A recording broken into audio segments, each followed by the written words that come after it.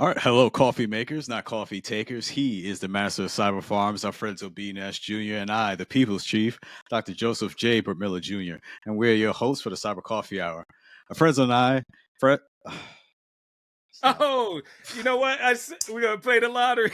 All right, hello, coffee makers, not coffee takers. He is the master of cyber farms, Alfredo B. Nash Jr., and I, the people's chief, Dr. Joseph J. Bermilla Jr., and we're your hosts for the Cyber Coffee Hour.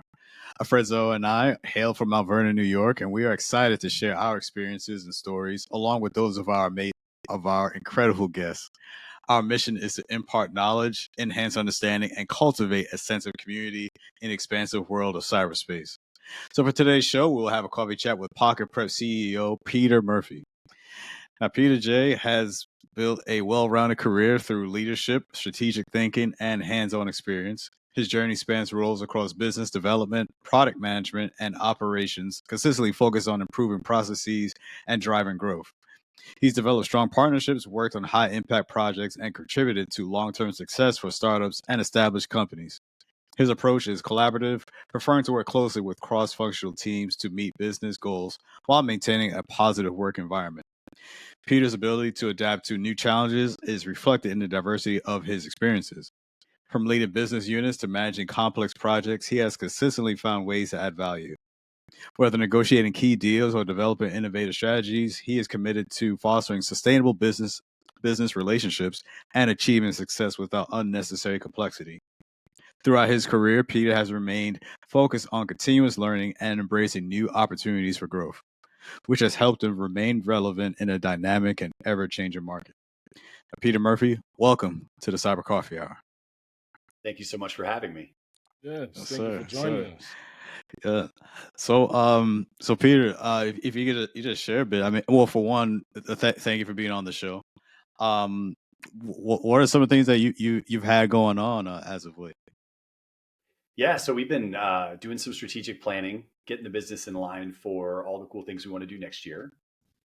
So for those who don't know Pocket Prep, we are a mobile-based e-learning solution where you can basically drill lots of practice questions depending on whatever exam you need to study. We've got 150 different exams that we cater to.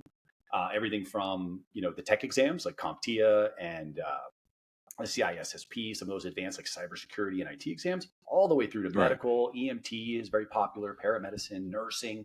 And so we really kind of focus in on how to help people prepare and beat those exams because they really do stand in the way of higher salaries, better job prospects, wherever you want to go as an individual in your career.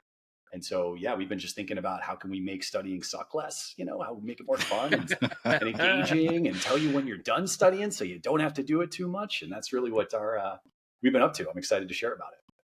Awesome. And so, Peter, how long has Pocket Prep been around? Because I'm just hearing about you guys. How long has it been around? Yeah, so we started back in 2012.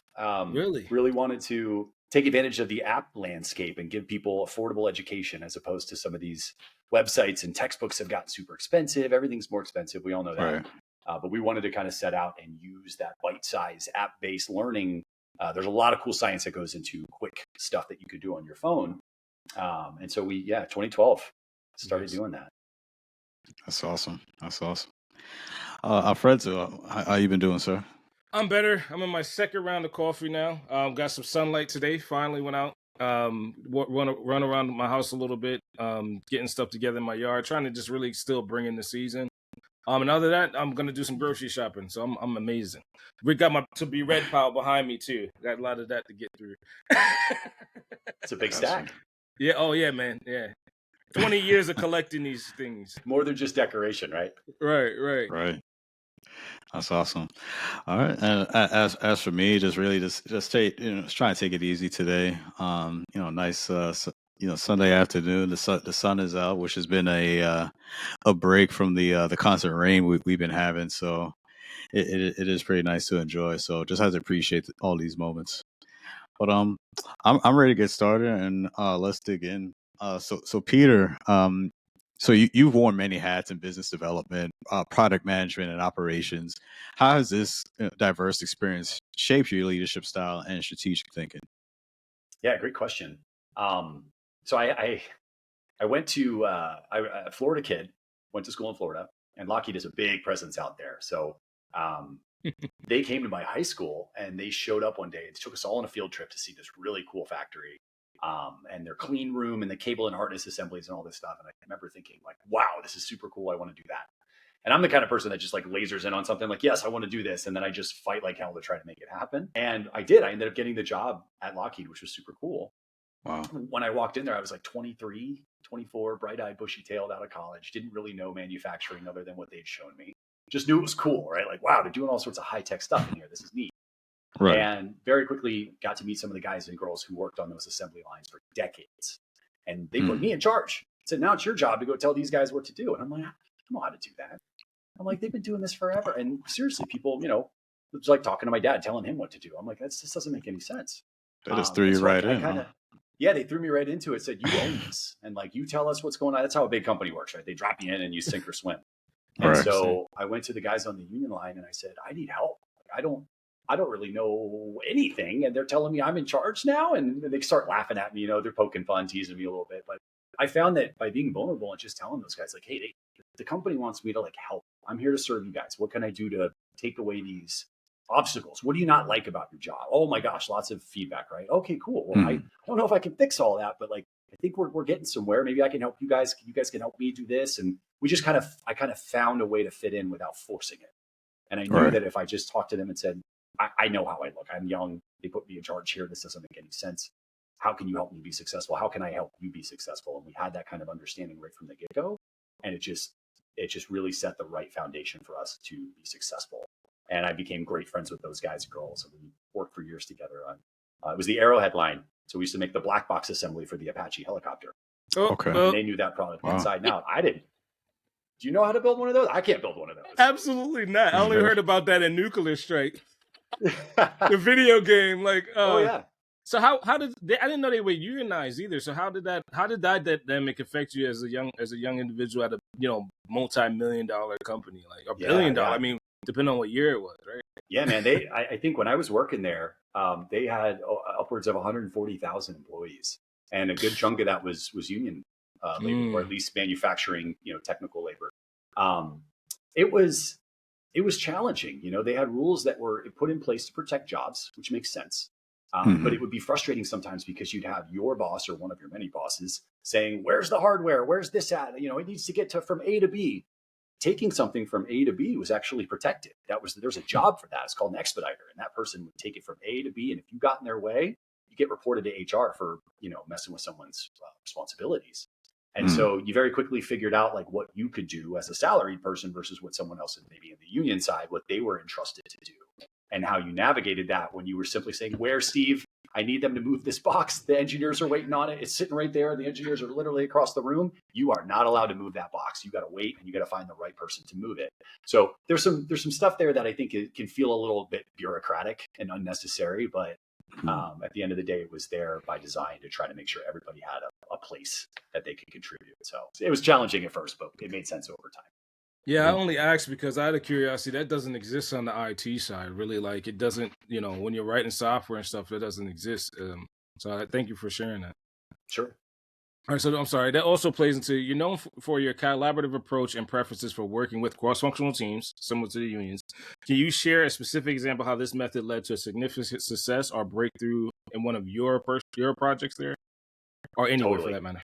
Yeah, that's a great question. So as our company grew, we were never obviously going to be the size of Lockheed, and I had all this experience navigating a big company, and I had to figure out how we built something. Or how we continue to build something, because sometimes that's challenging too. When you got 5 people, get them all at a table, you can talk easily. Somewhere along the way, when you get to 15, 20, 30 people, I used to hear in the company like, "Oh, it stinks that we can't all sit at the same table at lunch," and I was kind of like, that's a good point. Like that's what I'm feeling from a leadership perspective. Like I can't just have everybody at the table and say, "We've got to do this, guys, let's go," Right. And so we ended up coming up with this concept. Our director of product, Julie, did a great job. She brought to the company this mindset of product squads. So we would take engineers and designers, and we would take marketing people, and we would take the different disciplines, and we would sit them at a table, right? We would recreate that small group feel, and we'd say, "Okay, guys, your job, your outcome that we need you to work on is helping students, take this exam and feel great at the end of it. How do we do that, right? Or we want to move this business metric. We want to, trying to pull something up here. make it more fun. We want to make it more effective. We want to have more people come back and tell us they passed. How do we do that? We're not going to tell you, go put this, go do this, go put this on the website, whatever. We want you guys to think about it through the lenses of all of your different expertises and things that you bring to the table. And that was awesome, guys. Like, it's a little difficult to navigate and manage because now you've got all these people coming up with ideas. It's like a garden, right? It's growing all these things. You got to kind of pick and choose what you want to water as a company. But that garden wasn't there before. And so we kind of set this up to grow and see what came out of it. And the coolest thing happened. You hear all this talk about AI. I'm sure you guys have talked about AI. We make content. We are a hybrid publisher / tech company. And so we sit down with subject matter experts and we actually have these multiple choice practice questions and very detailed explanations written by people, because only the people can look and know how that actually comes out. Well, now we've got generative AI. And the first thing I said was, that sounds like it's going to be really easy to produce. And here's the good news. It's not quite there. You can't just tell it to make really good education content. It will get things wrong and it will mix things up for now. But one thing that worked really neatly out of the box was its ability to look and see what you're doing in the app, your results, how the community answered certain questions and where you fall within that. Tons of data, right? And it can ingest that and give you a readiness score and tell you, you know what? Based on the ideal case, you're pretty close. You're getting ready. And we realized. Good. I think that's our first dog of cyber coffee. Poor guy, he's got bronchitis, so you'll hear him kind of. That's all good. Yeah. Well, what's your dog's name? Dog's name is Mason. He's a black lab. He's a cancer survivor. Oh wow! Oh wow! Someone's apparently at the door, despite letting him know we were doing this today. So I apologize. Mason's still on the ball, even sick. That's good, man. What breed is Mason? Black lab. Black lab. He's nice. An old hunting dog. Good duck hunter. There you go. I just heard about those. Yeah. Wow. I think he's good now. Nice. Right, cool. Nice. He just wanted to say hi to everybody. Awesome. So back on the readiness thing. So we learned very quickly that the AI could actually help us tell people when they were done studying. And we're still figuring out what that means. We're still trying to put that score together, figure out how it fits in the product. We got lots of smart people working on that. But from my standpoint as the CEO, I'm like, that's what people want. Imagine just being told, hey guys, you're done studying. You're good. Go take that exam, 98 to 99% confident and accurate that you're ready to go. That's great. So we're really, really excited about that. And that came from product squads. And that sounds so familiar when you think about the agile software development methodology, some of the terms that came out of the powered scrums, but you're doing that for a whole org.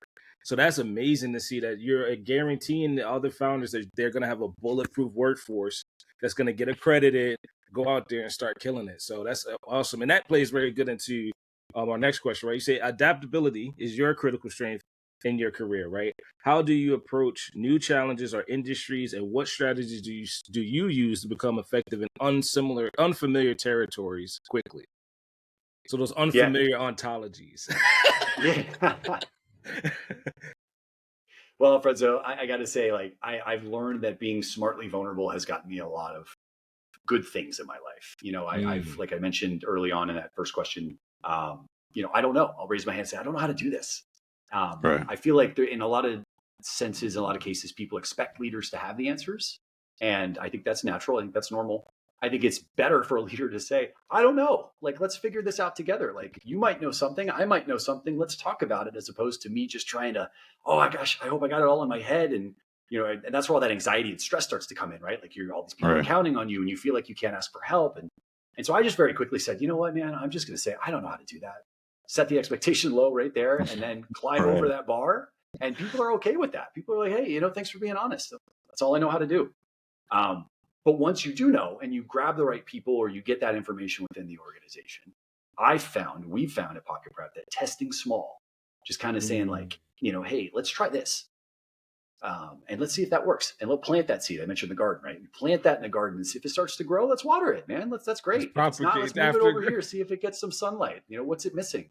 Yeah. Or hey, maybe we don't want to grow that. Maybe that's not what we were intending, and we just want to pull that, put it somewhere else, or take it offline. But I mentioned entrepreneurially, we started off doing this nights and weekends. We worked 40 plus hours at Lockheed, and we'd do something on the weekends, or work in the evenings and we would test, and it grew, right? And so we were able to just very smartly make that decision because it was growing at a pace that we could see and we could track it, as opposed to like taking money from investors and having a burn rate. You have 12 months to run your company and then you're out of money and you're out of luck. Like, I mean, that sounds like a heart attack waiting to happen to me. So you wind up we just like to go nice and slow. You wind up on failery.org, one of these other sites that track you when you hit your demise. So you said something that sounds familiar to me real quick. You said, I don't know, let's find out. Now, I first learned that in the Apple, so I didn't know that was like a knack to this, right? So how did that strengthen your adaptability after you were okay with being vulnerable? I think so. I know that it made me feel like myself, that it was the best thing to do. Like, even if people said like, I don't know if that's the right leader, if he's making the right choice, or if he should have said that, I felt like it was the right thing to say, to raise my hand and ask for help. And then to follow that up with, and I will find the answer, or we will get through this together. People still want to hear that you've got it, and that you're there, you're the anchor that's going to help us get there. But I found that you don't have to know exactly what the next move is going to be, and that you have people around you to help you with that. And that's what makes a good leader, is saying like, who at this table is going to help us be successful. I don't need the spotlight. I might have the title, but it doesn't need to be all about me or all about the C-suite or the leaders. It's all of us together making it happen. 100%. I think that's a great mindset as a leader, and as you talk about having that vulnerability, and I think when you're managing people, just to come right out from the jump and say, hey, this is something I don't know, but I'm relying on you, or we can work on this together to figure it out. And I think you'll garner more respect that way, as opposed to I'm the one true being that knows everything, can't tell me nothing different. So as if you work with startups and established companies, so like, what are the main differences in leadership and strategy between these two environments, and how do you adjust your approach accordingly? Yeah, so that's a great question. We started really assigning work and figuring out, kind of mentioning like who's at the table and who's doing what, and figuring out priorities.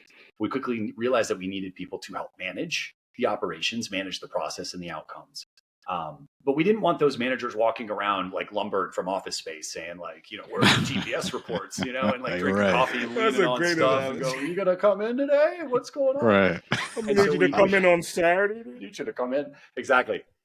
We didn't want that, but we knew we needed management. And so how are we going to build that? And we landed at this concept of player coach.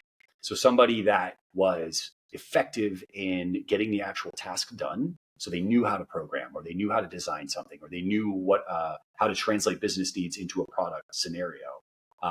But they also cared enough to make sure that their team was successful doing that, so that they could kind of be there to say, this is how we do this, and then check in with each person under their span of care to make sure that they're doing it in an acceptable way. And that's tough, because everybody has different preferences on how they code, or how they want to see their work done, or how they want to manage their work or themselves.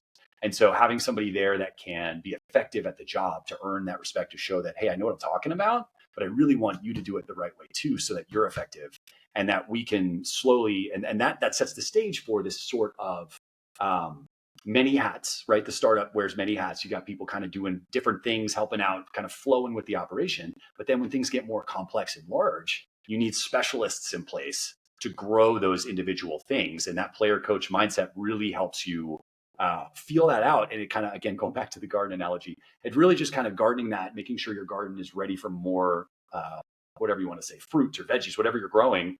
And that sets the stage for that to happen by equipping people with people skills and the technical skills, and finding that blend, and then specializing and adding more specialized, contributors at that point. But it's a slow process.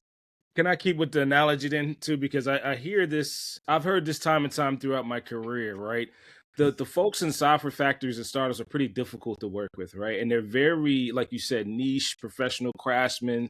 How do you deal with so Dr. Joseph's point, the intellectual, or a group of folks that are like the integrated pest management? Like, they know, but they don't want to break down the walls and share that knowledge, or they don't want to feel so vulnerable and be the craftsman for everybody.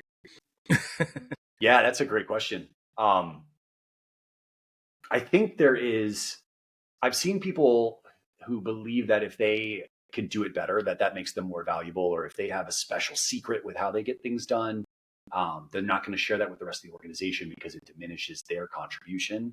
And that's a tough one, man. Like, convincing somebody to feel safe, because that's a form of vulnerability, right? Like, hey, I'm going to give you my secret sauce and hope that you don't say, oh, thank you. Organization takes it, says, now we don't need so-and-so. We could just, we could tip them out.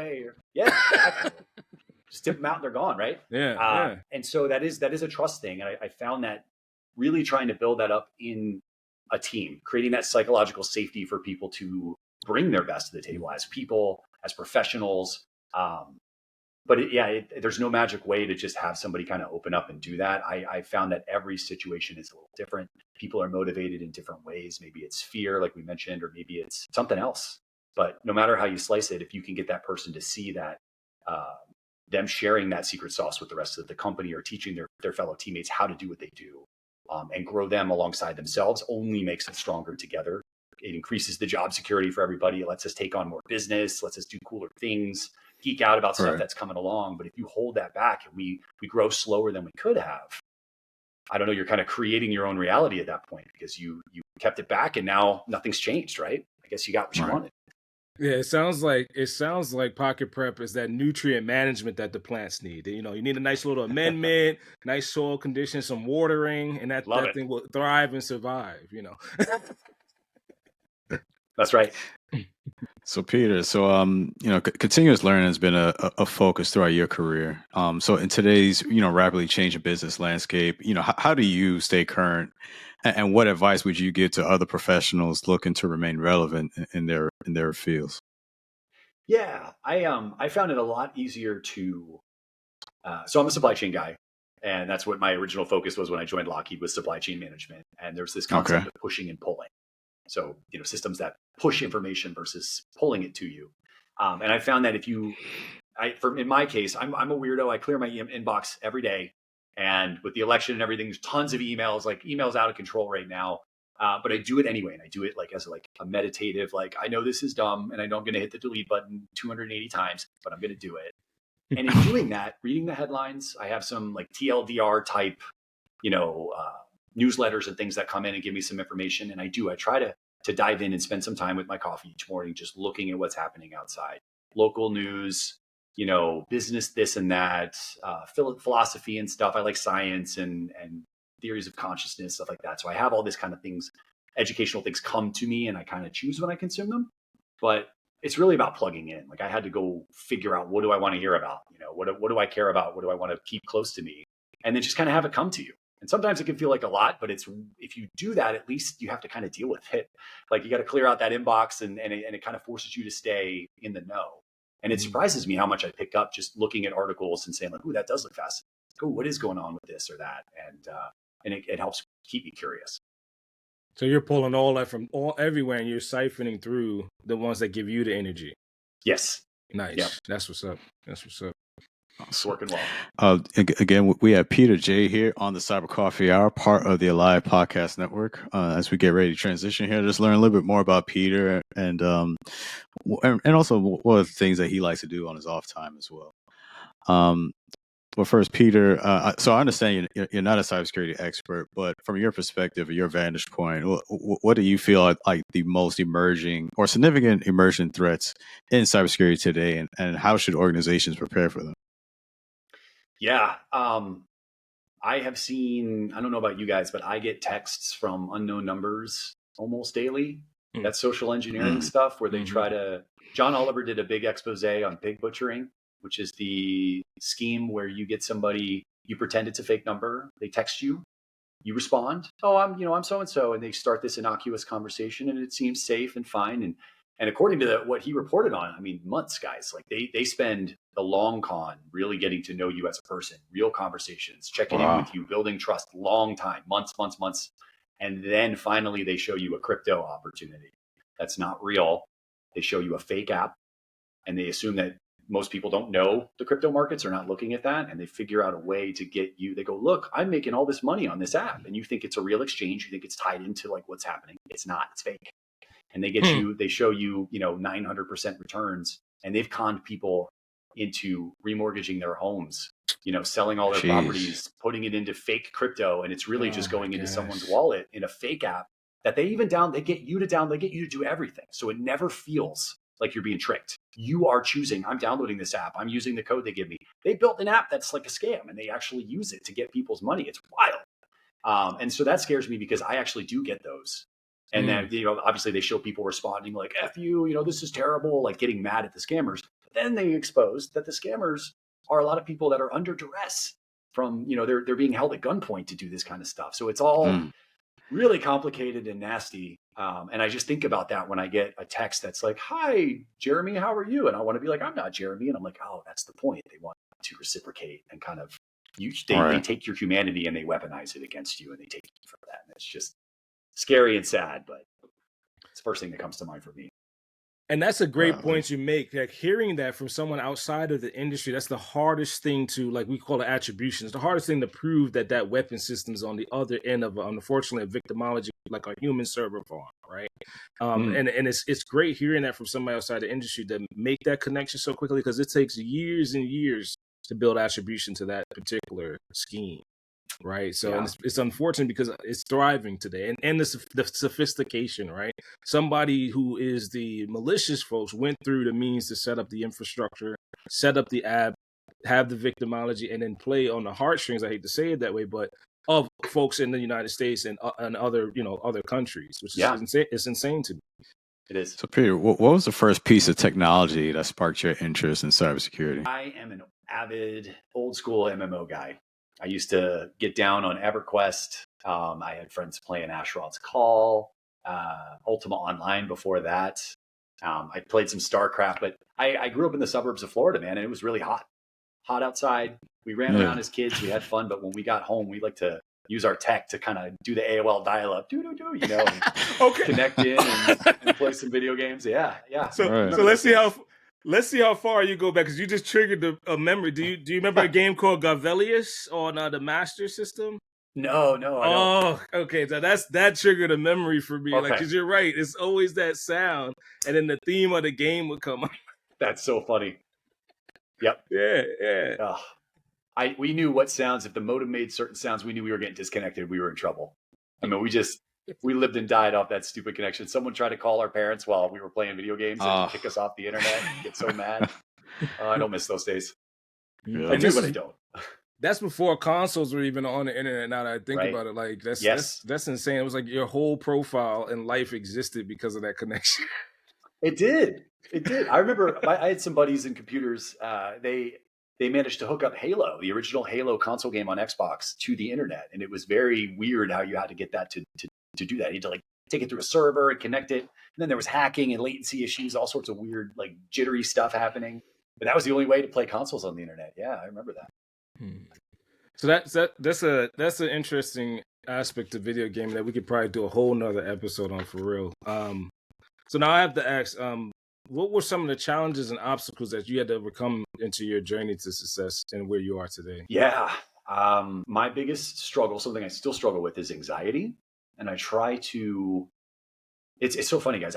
My wife has anxiety, and she was aware of that. And I had anxiety, and I was not aware of it. And there was a comedian on TikTok that was talking about, being polite versus having anxiety. And I totally fell into this bucket. And he gives this example of being on an airplane and counting all the people that have to leave the plane before it's his turn, so that he's not too slow, so he doesn't slow everybody else behind him. But I'm 6'5". I'm a big guy.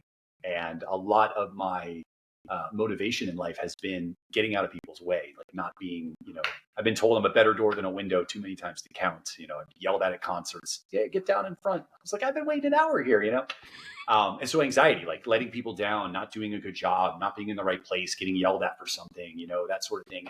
And in aerospace, there was a lot of yelling. There was a lot of paramilitary, grown men crying in conference rooms. I wasn't there for the cigarette smoke days where that kind of stuff would, point cigarettes at you, get it done, cussing, making you feel terrible. And I wanted to do better than that. I didn't want, I knew that was what was happening, and I didn't want to take that. And then when it was my turn, dish that back out and recreate that type of environment. I wanted to break that chain. And in order for me to do that, I had to really come to terms with the fact that like a lot of what I do was like based off of fear. I was afraid. And so how do I transition out of anxiety now that I feel like the company is doing so well and I'm doing well, and I'm working on my mental health and I'm working on my physical health, and kind of all ties together, and finding new motivation in pushing forward. that isn't fear oriented. Like, hey, we have to make money because money might go away, or hey, we have to beat AI because AI might tank our business, or what is the right way to go about growth or improvement when it isn't anxiety or fear based? And so I've been asking myself that question. I don't have the answer yet, but I've been really trying to think of like, what does that look like to be successful, be happy where you're at, and not have to grow, like, but also want to grow, and then applaud the growth that happens, but also give yourself the benefit of, hey, I didn't grow, and that's okay too. And so it's just kind of learning how to exist and be okay with what you've done, and not be so coupled to the outcome. And I think if I can learn how to get good at that, I think I'll see the world through a whole different lens, and that's exciting. Hell yeah! So so that journey, right? We're gonna take that journey together, Peter, because you're right. That is definitely something that I think I share with you as somebody that's fearful of the outcome. I heard that resonate, but then also like being okay with where you're at, being content. Like I'm a man of faith too. That's in the Bible. Being content is really a difficult thing to do today. So yeah, let's take that journey together, man. You got a new homie now. I love it. Thank you. Okay, so let's lighten it up a little bit more too, right? What is your favorite coffee preference? Ooh, I am a big advocate. So I make my coffee. I kind of geek out on it. Coarse ground. I got the little grinder. I love to find some whole bean, something medium, breakfasty, roasty, some caramel, some kind of a little more sweet. But I love putting it through that coarse grind and getting a good French press going. A little bit of water, let it bloom a little bit, let all the gas out. Maybe just whisper a little something to it in the morning, kind of put some good energy in there, and then let it steep. Cook it for 8 minutes, and I don't know, brew it, cook it, however you want to say that. But I let it sit. Man. Yeah, why not? And you said it's a French press too? Yeah, French press. I love all the flavor that you get from the oils that you would otherwise lose in the drip. There's some pop science on whether it's okay for your heart or not. I remember seeing some headlines like, "Oh, drip coffee might be better because it takes away the oils." I'm like, right, the flavors. What are you talking about? Right. I've seen those too. I've seen those like in 2014, I think. Right? Good luck. Right. We love the oils. Still drinking it. Okay. So, if you could have any superpower to help you in cybersecurity, what would it be and why? I always wanted to fly, but I don't think that's going to help me in cybersecurity. Rather, we talk about attribution, right? Knowing where something came from. Yeah, that would be a great power to have. Oh, is it mind reading or? Oh yeah, maybe intention knowing. Oh, so you can't quite read their mind. We got to keep that little bit of privacy for them. I don't want to know everybody's thoughts. I think there's a lot of thoughts out there. But the intention would be great, because I feel like there are some innocuous emails and messages that come in that are real, from somebody with, just black text on a white background reaching out through cyberspace. And I think those opportunities are super cool, but we live in a world where that's unfortunately not always a safe, thread to pull on. And so I think having the ability to know and get curious safely would be really fun. I think that's an interesting point, because you will. I think we're almost trained to try to avoid, or almost even like when growing up, you're being taught to not talk to strangers.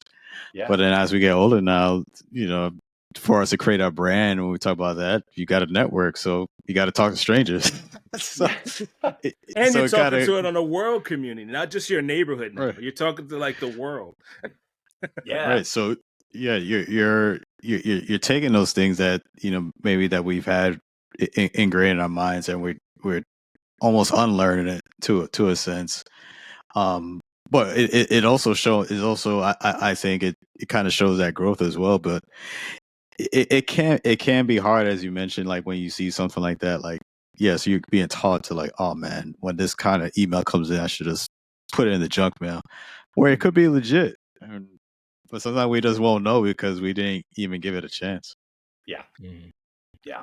I think with the intention too, like those technologies that built the reputation, I mean, they've kind of came and went and come back again over the years, but the intention comes with reputation. Like, are these known bad folks in the world, and are these good folks that I've been associated with all the time? How do you tread the line to give people a safer space to speak in?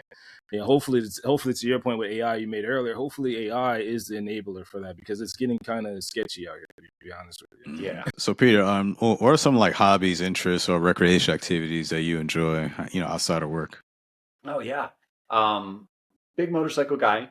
Loved my motorcycle. Unfortunately, I got knocked off my bike pretty bad back in March. by a Tesla, which was a bummer because I thought they were supposed to have more visibility than that. Yeah, the guy ended up making a panic turn out of the left lane. That's While I was in interesting. the right lane, and he was like, "Oh, that's my turn," and he just fully, I'm 40 miles an hour, man. I just see the side of the Tesla. I'm like, "What is that?" Boom, smack right into it. Always wear your gear, riders. Always wear your gear. I had knee pads on. I had my riding jeans. I had my leather jacket with the reinforcements and the armor in it, and that saved my bacon. I would have had busted my knees real bad when that bike dropped. Jeez. But yeah, love motorcycles. Taking a little bit of a break from that for a little bit, just kind of get my head on straight. But I love martial arts. And so I used to do all sorts of different karate, and I did some Muay Thai for a little while. It was a little bit, I don't want to say violent, but impractical. Like learning how to kick to break bamboo and crazy, the way they do that is super impressive. But I have found that Aikido actually is my flavor of choice when it comes to martial arts. Aikido is all about receiving and giving energy, and it's a peaceful practice. It's trying to understand the attacker's point of view when they attack you. And a lot of the moves are like fluid dancing, where you kind of grab and spin around behind and see where the attacker is looking to try to gain their perspective and say, is that why you're attacking me? So it's really about like harmony and understanding, and then being able to gently like take that energy and ground it so that it doesn't hurt anybody, hurt you or hurt them. And I just think that's like a form of, I get excited about it. It's a form of mastery, and it helps. To me, it's like attacking that anxiety we talked about, right? Like I'm okay. I can deal with this situation. I can do it without hurting anybody. I can do it without hurting myself. And all of a sudden the fear goes away, and you realize you're in control and you'll be okay. And I see that through that. So that's kind of cool. How long you been studying that? Just a year for Aikido. And unfortunately, not even a full one, like I said, with that accident back in March. Right. It's not super athletic, so it's nice to be able to kind of have that. You get up, you feel active. You're basically getting up off the floor a lot, because a lot of the moves are like, okay, you're going to throw me, and then I'm going to throw you, and we're going to do that 4 times each, and then we're going to switch partners. And so it's a lot of like picking yourself up. But it leaves some room for strength training and cardio and things like that, which is nice. So get a little mix of exercise routine, and keeps me energized. That and coffee. No, 100%. How did you find Aikido? Did you go to like a dojo, or what's the style? Like, did that come from Muay Thai? Like, how did you discover Aikido? Yeah, I had a really cool conversation with a guy in a local pub here in the neighborhood in Seattle, and he was a Brazilian Jiu-Jitsu black belt, super smart. He was an instructor, and we were actually talking about how there had been a little bit of a scuffle in the bar pre-COVID. This was all back when people, at least in Seattle, were really going out and having a good time. We're slowly seeing that again. But anyway, we were talking about how I was studying Muay Thai. It was really athletic. It was helping me get into shape, super aerobic, a lot of kicks, punches, and elbows. If a bar fight breaks out and you use that, you're just going to contribute to the violence. Like, it's more striking. It's more like, okay, if there's a problem, I'm just going to knock this guy out. That's not good. Whereas he could, as a jiu-jitsu artist, he could just take them down and gently stop the fight and say, we're done, right? Yeah, we're done. Cool. Everybody can walk away from it. And it was that realization of like, this isn't very practical unless I'm actually going to go cage fight somebody, right? And so that's where I mentally started shifting. And it was really weird because I didn't like search, I want Aikido. It just started to come into my life in a weird way. Like I wanted something. And then I started things popped up in my inbox that weren't normally there. I mean, this could be attribution, or it could be cybersecurity stuff. It could be an AI. It could be AI, right? Or it could be some meta consciousness, whatever. But it just started to resonate with me. And I was like, what is this? What is this? And I ended up watching some cool videos and seeing the art and the movements and things and the forms, and just realized that it was more my speed. And I think it just resonated with where I'm at in my life. Instead of trying to go fast on the motorcycle or be strong and, be an action guy, I don't know. To just saying, you know what, I want to be somebody that people can count on, and someone who isn't afraid. And in order to do that, I have a lot of work I have to do on myself. And that practice kind of sets me up to put me in that mindset so I can practice it well beyond the mat, which I think is great. 100%. 100%. If you have any of those references included share it with us, and we'll include it in the story, the show notes. Excuse me. Oh, definitely. Peter, we had a great time with you on the Cyber Coffee Hour. So before we let you go, is there anything you want to share with our listeners? No, I would just say, if you guys are looking for affordable study materials, check us out. We've got all sorts of IT and cyber exams. We're subscription based. You can start the subscription, study whatever you want within the bundle of exams that we offer. And when you're done, just turn it off. It'll save you a lot of money in the long run. We've had a lot of users and customers cram multiple exams at once and just really stack their resume to get the job they want. So yeah, we're here for you if you need us. Awesome. Thank you. And thank you, those listening and watching, and joining us for another episode of the Cyber Coffee Hour, part of the Alive Podcast Network. If you enjoyed this episode, explore more engaging content in the Alive Podcast Network app. By supporting this podcast and nearly 100 other Black hosted shows, you can enjoy ad-free listening while contributing to a diverse range of voices in the podcasting space. We appreciate your support and look forward to sharing more insightful conversations with you in our next episode. So until then, keep brewing those ideas and stay curious about cybersecurity. All right, that's it. That's a wrap. We out of here. Peace. Yeah.